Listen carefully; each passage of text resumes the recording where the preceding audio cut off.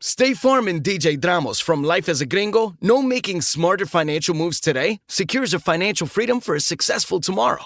In my family, one of the biggest points of contention was finances. And I know as I gotten older, I made it a promise to myself to say, I don't want to relive that. Hiring somebody to do credit repair for me. That was a gift that I gave myself that allowed me to then get my first apartment, then eventually buy my own home. Like, these are all things that are possible. Like a good neighbor, State Farm is there. State Farm, proud sponsor of My Cultura Podcast Network. The holidays are here, and so is the IKEA winter sale. Now's your chance to make the holidays a little more magical and less expensive. Save up to 50% off on select items in-store and online now through January 7th. Plus, IKEA loyalty members get an extra 10% off on sale items. And if you spend $2.99 or more on a single order before December 10th, enjoy free delivery. Offer valid in the U.S. through 1/7 while supplies last. Selection may vary by store and online. See store and IKEA-USA.com/winter sale for complete terms. Restrictions apply.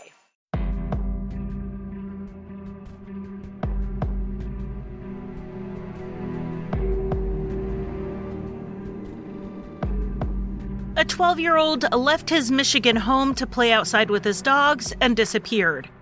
Years later, his picture was found on the computer of a serial killer. Is there a link, or is that angle just a wild goose chase? I'm Charlie, and welcome to Crimelines.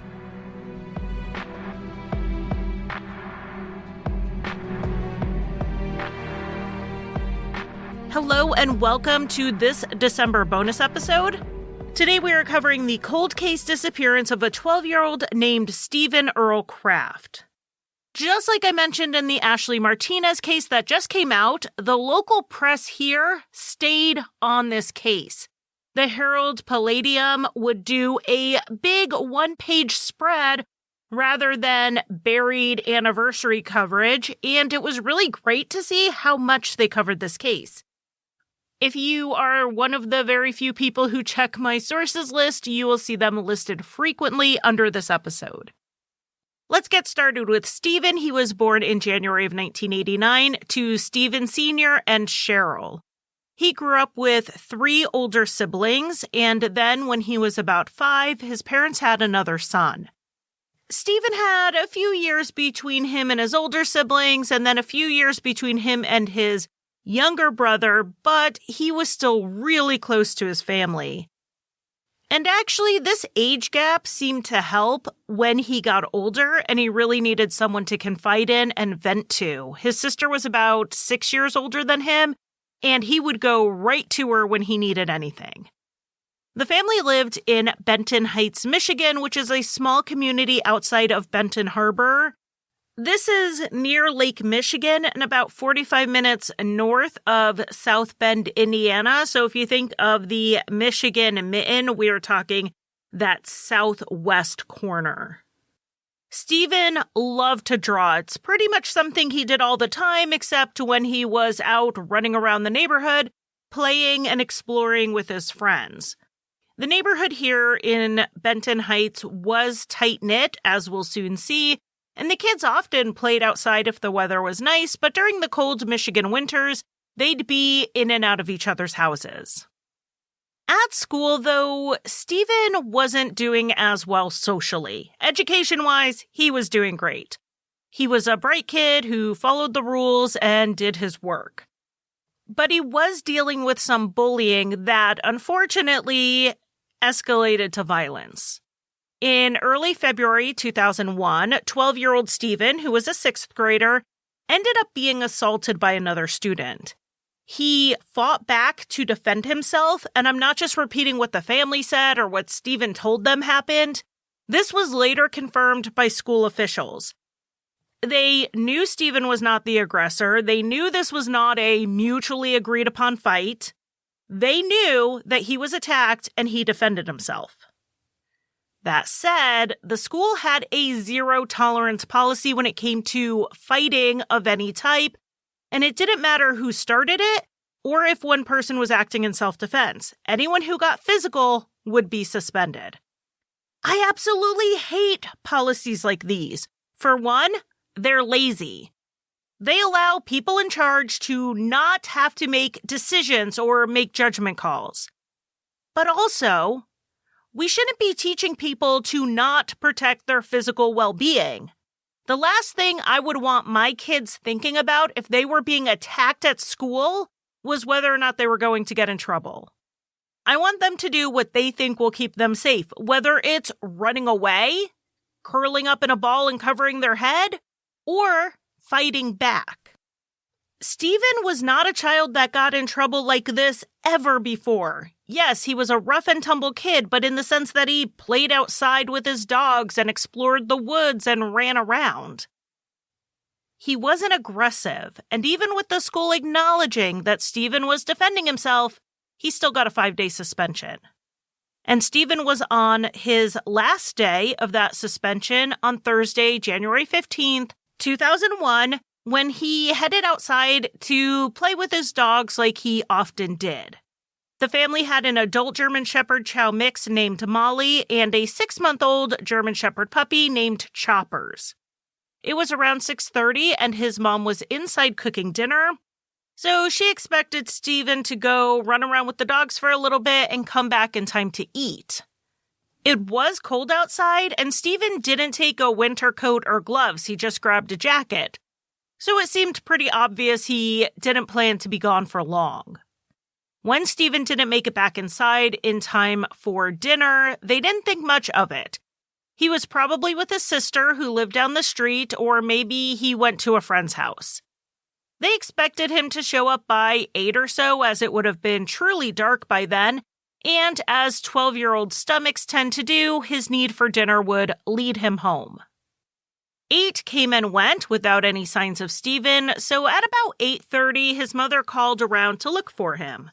The first place she called was down the road to Stephen's sister Jody, where she lived with her fiancé and her little one. Stephen was known to head down there either to play with his nephew or just to talk to Jody. And if he happened to be there at dinner time, of course she would feed him. But Jody said she hadn't seen him, and neither had any of his other friends. So the family went out into the neighborhood and started looking. They were worried that he had fallen and possibly gotten hurt. Stephen's house was on a dead-end road, and at the end of the road was a field, a pond, and then some woods with another pond further back. Stephen would sometimes head down that way with the dogs since it was away from the through streets in the neighborhood. But the family searched the area for hours with the help of some neighbors who joined in as word spread that the Kraft family couldn't find their son.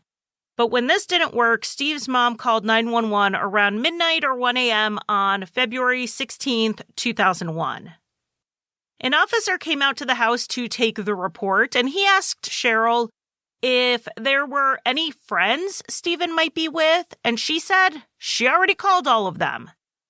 It seems another thought early on was that Stephen, fresh off that suspension, didn't want to face going back to school the next day. But the family said that if that was the case, he didn't show it at all. He seemed perfectly fine that day, and he hadn't said anything about being worried about school. He didn't ask if he could stay home the extra day and just go back on Monday. He didn't fake a cough to try to pretend he was sick. He gave zero indications that he was trying to get out of going to school. And surely if he had a plan to run away for the night, Stephen would have taken more than just his 2 dogs and a jacket. The dogs were technically family pets, but as we know, family pets can sometimes become more attached to one person, or one person in the family becomes more attached to them, or both. And the family has said that in reality, these were Stephen's dogs. So I have a hard time thinking that he would take them out in the cold without any food or blankets or anything. So the officer who responded to the house helped Stephen's mom fill out the missing persons report so that he could be officially listed as missing. And that included what he was last seen wearing, which was a tan and white striped t-shirt, a Charlotte Hornets basketball team jacket, tan parachute pants, and black boots. And then Cheryl was told that if she had any more information or if Stephen showed back up, to give them a call. The responding officer said that they would be reaching out within the next 48 hours to see if he had returned home. This incident report was posted on Web Sleuths by a user there who filed a FOIA request for it, so thank you to that user. And the way it makes it sound, what this says, is that the police weren't really going to do anything other than follow up later. But we do know from the reporting in the case that they did aid in the early search. So did the neighborhood. That first night, Stephen Sr. had about 30 or 40 other people out there with him looking. He told a local reporter with the Herald Palladium that he had grown up in the area and he knew, quote, every ditch, gully, factory, and barn. And then when you add in the knowledge of the area of the other 30 or 40 people who were searching, they really focused on any place Stephen may have been hiding if he did run off, or taking shelter if he had gotten lost or cold or hurt. Because of the time of day, how cold it was, and the fact that this was a dead-end street, it's not really surprising that not many people saw Stephen that night. There was one neighbor who said she saw him out with his dogs in the field at the end of the street. She put the sighting at about 7 p.m., so we're talking roughly 30 minutes after he left his house. And I have to say roughly here because all of the times I'm giving you in this episode are estimates, because no one knew that this was going to be anything other than a normal Thursday night, and they weren't sitting there staring at their clocks. As far as we know, no one saw Stephen any later than that. There were other sightings reported, like a teenager who thought he saw Stephen get into a red Toyota, but every time they followed up on one of these sightings, it would turn out it was a different kid. So with the last sighting being of Stephen down at that field, Stephen Sr. and a police officer went over there to look more closely. And there they saw that there were boot prints similar in tread and size to what Stephen was wearing, and along with them were dog paw prints. They followed the prints until they went past the first pond to the edge of the woods and then stopped. A bit into the woods back there was a second pond. This helped confirm the neighbor lady's sighting of Stephen in that field. And to try to figure out where he went from there, later on Saturday, the police brought in a scent hound. This was not ideal timing in that Stephen had been missing for nearly 48 hours at that point, and the snowy, windy conditions were not great for keeping a scent trail. But the hound did lead them to the end of the street by the field and that pond, and then behind a church that was down there before the dog lost the scent. But because of that wind, it's hard to say if it was lost because that's where Stephen last was before he got into a vehicle or went into a house, or if the conditions had basically just dissipated his scent too much for the dog to continue.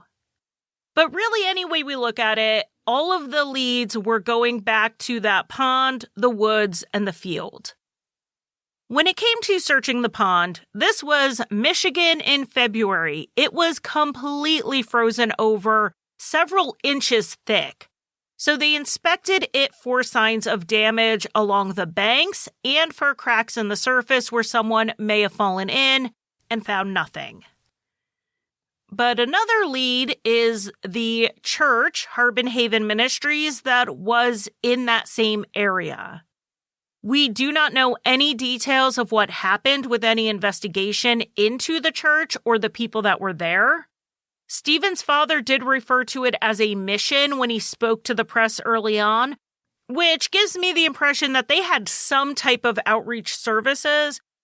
And my first assumption was that it may be a shelter or at the very least a warming center, but from what I can tell, they were less official than any of that. They just had an open door policy. So there would be people down there, and Stephen Sr. said that when he was down there searching, he did speak with at least one man, And that man did not have any direct knowledge of where Stephen was, but he did give him some tips on searching. Over that first weekend that Stephen and the dogs were missing, the police found no trace of Stephen aside from those boot prints. And then on Sunday, Molly, the older dog we're talking the Shepherd Chow mix, came home.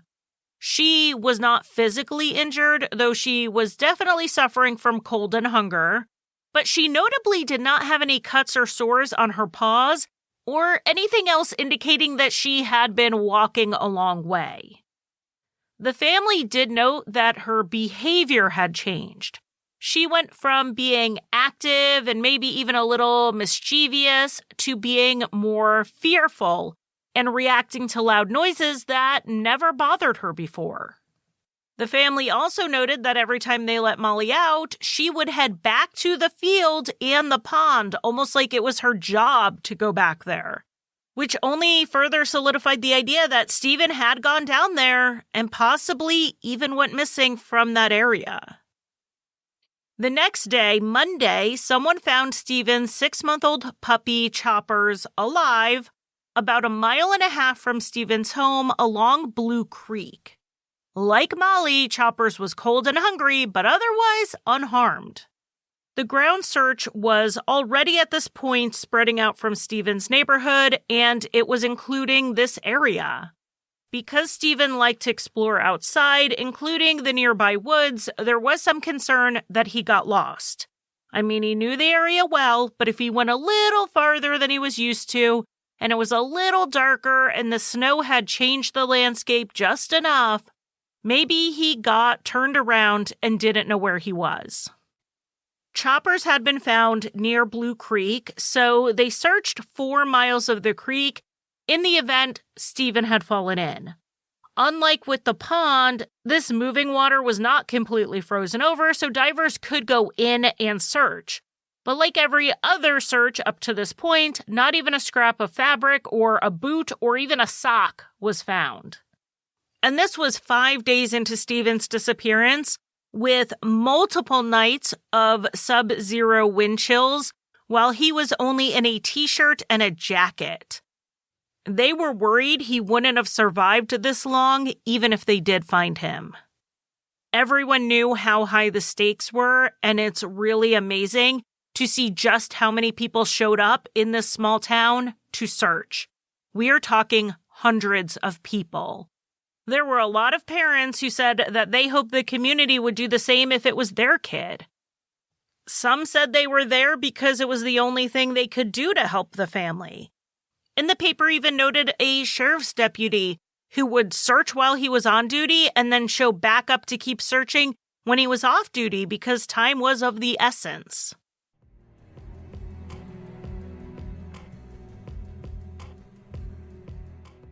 Now I'd like to introduce you to Meaningful Beauty, the famed skincare brand created by iconic supermodel Cindy Crawford. It's her secret to absolutely gorgeous skin. Meaningful Beauty makes powerful and effective skincare simple, and it's loved by millions of women. It's formulated for all ages and all skin tones and types, and it's designed to work as a complete skincare system, leaving your skin feeling soft, smooth, and nourished. I recommend starting with Cindy's full regimen, which contains all 5 of her best-selling products, including the amazing youth-activating Melon Serum. This next-generation serum has the power of melon leaf stem cell technology. It's melon leaf stem cells encapsulated for freshness and released onto the skin to support a visible reduction in the appearance of wrinkles. With thousands of glowing 5-star reviews, why not give it a try? Subscribe today and you can get the amazing Meaningful Beauty system for just $49.95. That includes our introductory 5-piece system, free gifts, free shipping, and a 60-day money-back guarantee. All of that available at meaningfulbeauty.com. The holidays are here, and so is the IKEA winter sale. Now's your chance to make the holidays a little more magical and less expensive. Save up to 50% off on select items in-store and online now through January 7th. Plus, IKEA loyalty members get an extra 10% off on sale items. And if you spend $2.99 or more on a single order before December 10th, enjoy free delivery. Need help managing the clutter of decorations? IKEA Storage Solutions will keep your home tidy from toys and tinsel. Having extra guests over? Check out offers on select dining furniture to make more room for the people who matter most this time of year. Don't wait to finish your winter wish list. Shop the IKEA Winter Sale in-store or online now until January 7th. Visit IKEA-USA.com/winter sale for more details. Terms apply. Offer valid dates may vary. U.S. only while supplies last. Selection may vary by store and online. See store and IKEA-USA.com/winter sale for complete terms. Restrictions apply. The following ad is sponsored by Pets Best Insurance Services. Your pet is your bestie. Your therapist, your preferred match. It's easy to love them, even when they sneak your snacks. It's easy to protect them, too, with pet insurance coverage from Pets Best. Because it's all fun and games until they chew on something they shouldn't. With perfect timing, Pets Best helps protect your furry friend and your budget from this imperfect world. Get up to 90% on eligible vet bills for less than $1 a day. Find your perfect match at PetsBest.com. Pet insurance products offered and administered by Pets Best Insurance Services, LLC, are underwritten by American Pet Insurance Company or Independence American Insurance Company. For all terms, visit PetsBest.com/policy.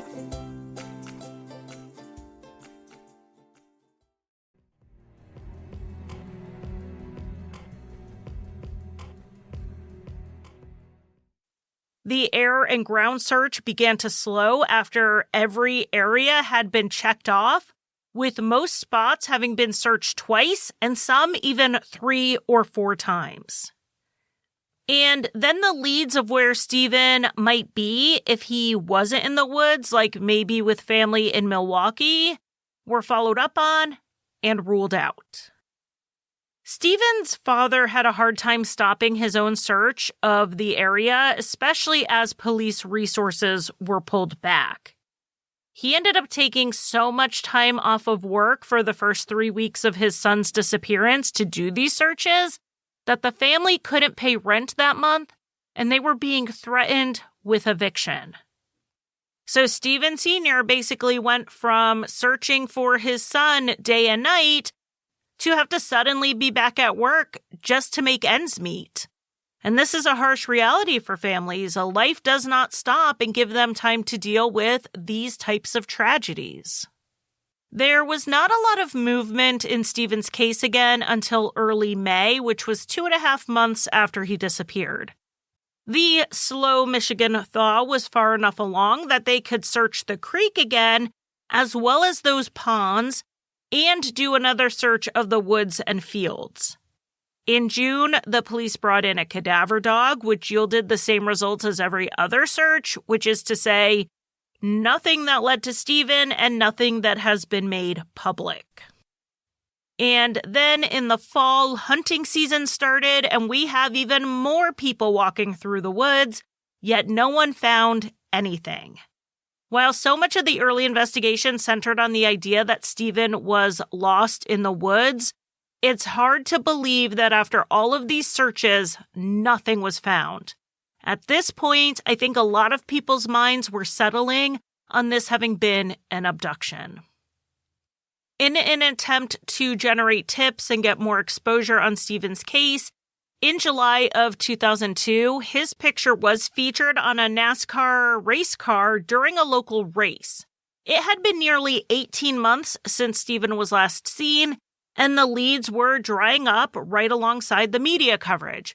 They really wanted to boost both. And this method had success with another kidnapped child in 2001, which was actually the same year Stephen had disappeared. In that case, a 7-year-old girl named Tori had been taken by her non-custodial mother and was featured on the hood of a race car.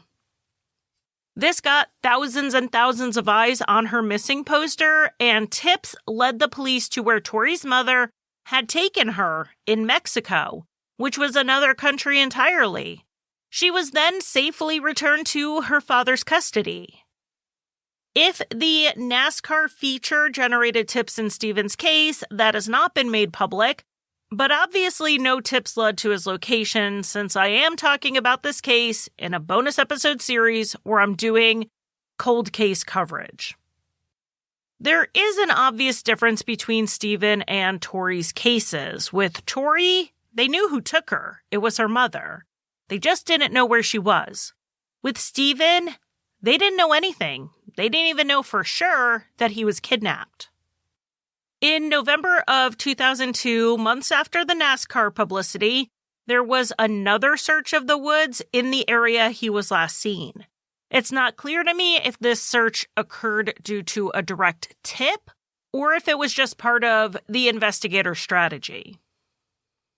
So fast forward to 2005, and the block Stephen had lived on at the time he went missing was being torn down.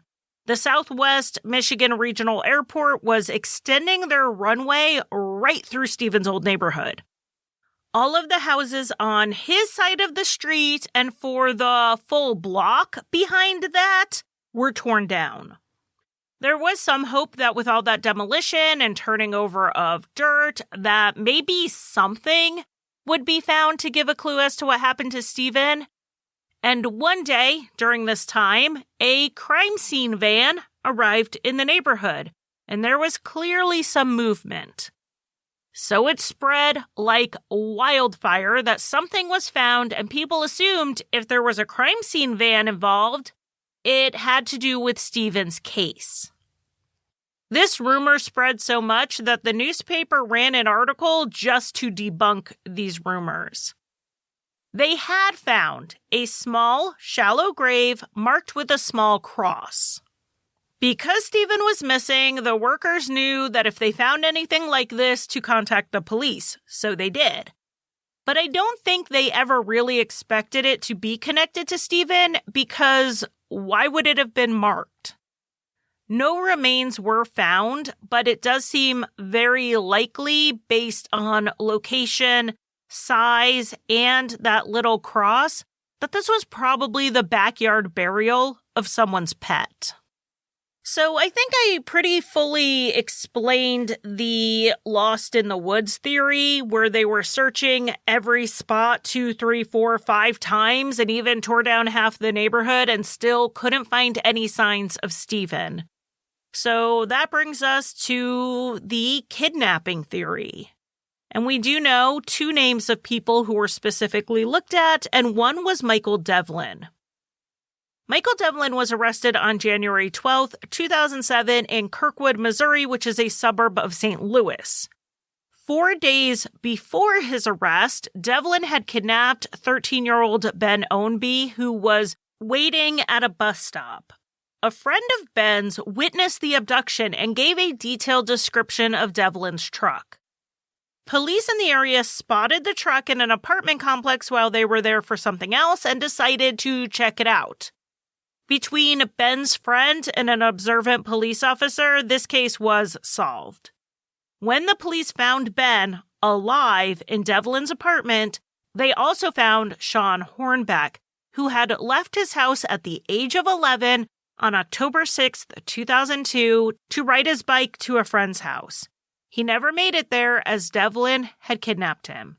He had been missing for 4 years, 3 months, and 7 days. Michael Devlin was looked into for Stephen's case and many other cases, not due to direct evidence, but rather circumstantial evidence. Devlin was 37 years old when he kidnapped Sean. Sean certainly wasn't his first victim of abuse, but was it possible he wasn't his first kidnapping victim? As the investigators started piecing together Devlin's life, including his travels, they looked at missing boys from areas he was known to be in. Stephen's age and gender were in line with the children Devlin targeted, and he was known to spend time every summer in Pentwater, Michigan. Benton Heights is 2 hours south of Pentwater, but Devlin had to drive right through it to get to and from Pentwater from his home in Missouri. Devlin would have been within a mile or 2 of Stephen's house as he passed through. That said, he was only known to pass through the area, not stop and visit. Also, he went in the summer. I mean, that's not to say he couldn't have gone in February, but they can't, as far as I can tell, place him in Michigan in February of 2001. But Devlin is not the only serial offender who comes up in theories on this case, and the other one is Israel Keys. Sometimes I wonder if I give you, my listeners, Keys fatigue, because he comes up at least once a year, and I'm always collaborating with Josh Hallmark, who is the expert on Israel Keys. I really don't think there is another serial killer I mention regularly at all, but I try not to bring Keyes up unless it's relevant and connected to the case, and in this instance, it is. So a quick rundown for newer listeners. My old listeners can tune out for a minute because you've already heard this. But when Israel Keyes was arrested for murder in 2012, they searched electronic devices he had access to, and on his girlfriend's computer, they found pictures saved and searches made of the missing people listed in the public NamUs database. So NamUs stands for the National Missing and Unidentified Persons System, and they identify themselves as, quote, a national centralized repository and resource center for missing, unidentified, and unclaimed person cases across the United States, end quote. All of the information I have learned about this list of people comes from the podcast True Crime Bullshit, which will be linked in the show notes.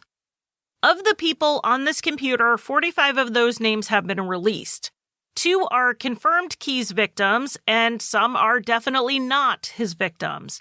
Either the timeline puts him somewhere else at the time, or there is another person that they know did it, or Keyes was just too young to have committed the crime.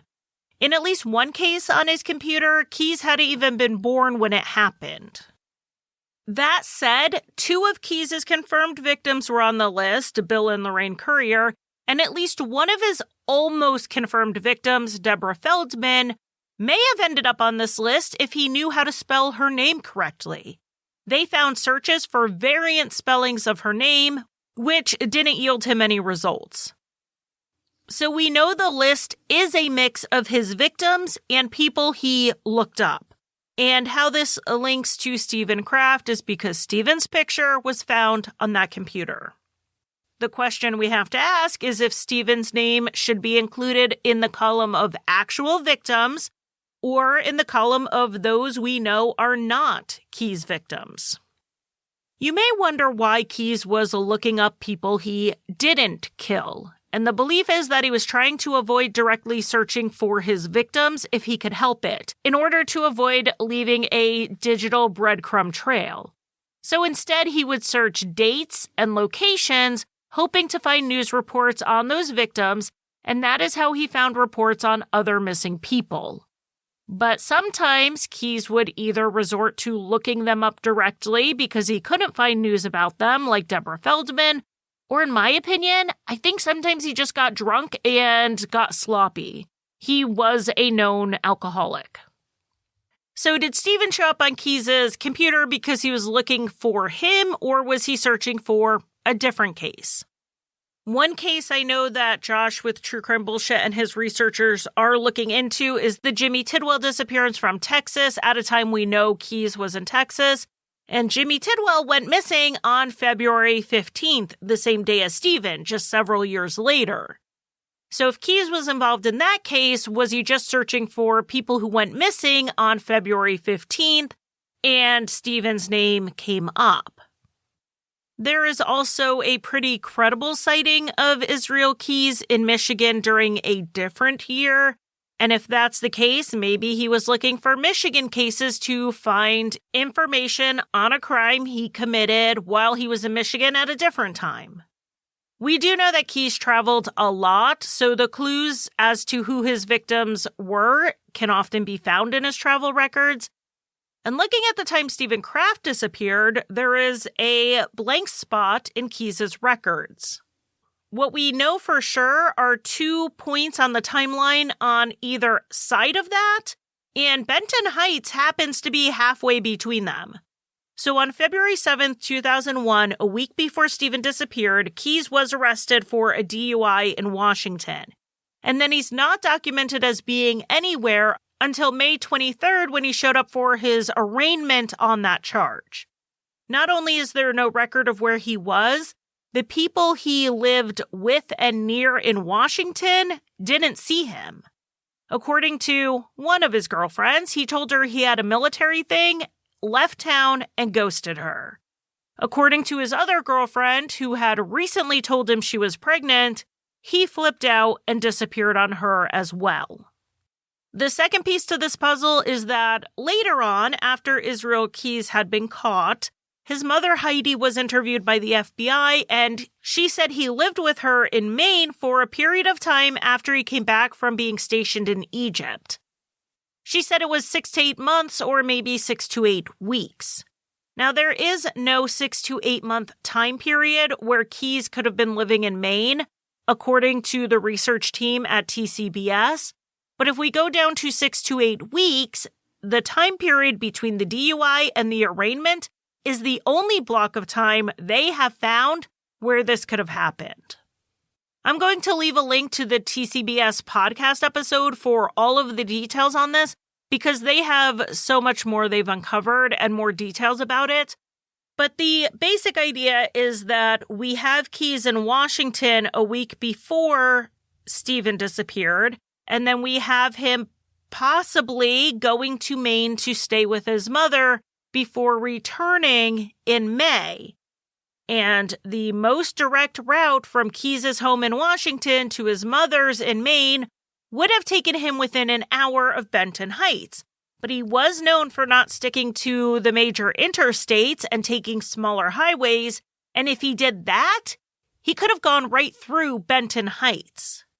Unfortunately, it's pretty obvious his mom's recollections aren't very specific, so we don't know when he got to Maine, when he left Maine, if he stopped anywhere along the way. We don't know any of that. All she could say was that it was a 6-week to 8-month span at some point after he got back from Egypt.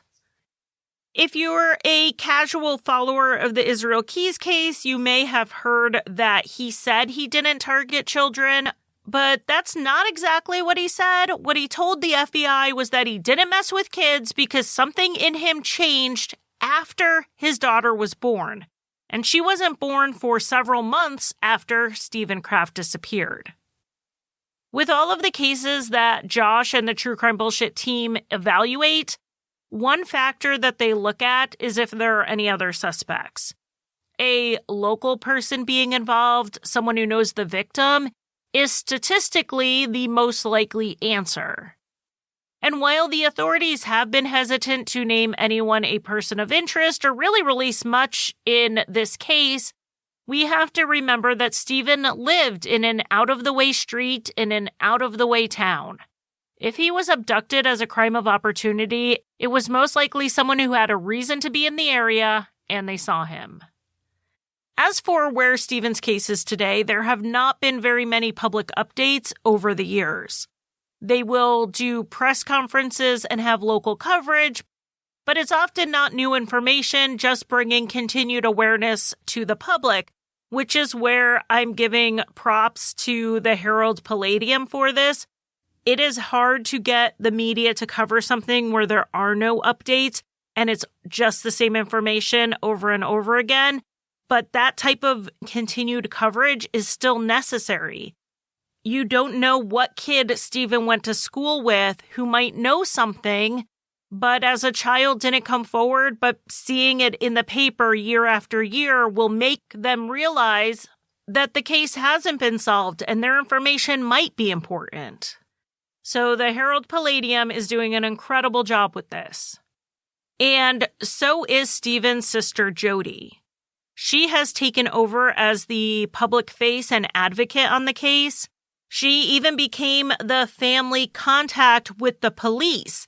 And taking over these types of tasks from the parents is something that I see happen a lot with siblings, and it really is a gift to their parents to be that buffer between the police and the media and the public. In 2021, right around the 20th anniversary of Stephen's disappearance, both of his parents died within months of each other.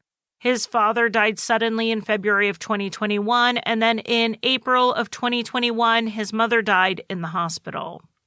Something interesting to note is that while they both had Stephen listed in their obituaries, he was listed differently in each one. His father had him noted as a surviving child, and his mother had him listed as predeceasing her.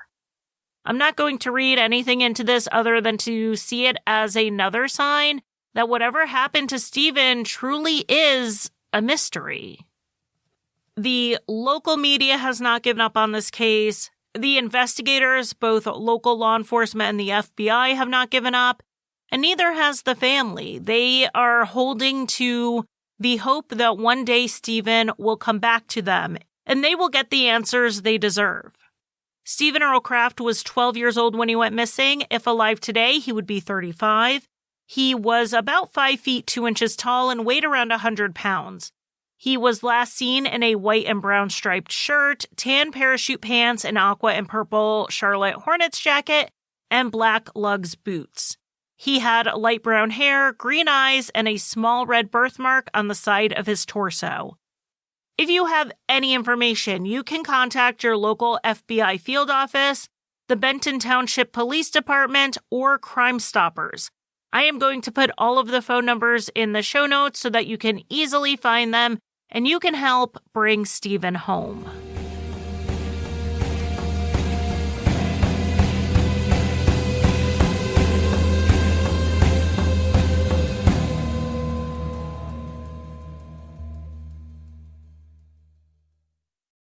"50 years ago, a young woman named Karen Silkwood got into her car alone. She was reportedly on her way to deliver sensitive documents to a New York Times reporter. She never made it, and those documents she'd agreed to carry were never found." Do you think somebody killed her? There's no question in my mind that someone killed her that night. I think they were trying to stop her in order to get the documents. A new investigation into the life and death of America's first nuclear whistleblower. Listen to Radioactive, the Karen Silkwood Mystery from ABC Audio. Listen now wherever you get your podcasts.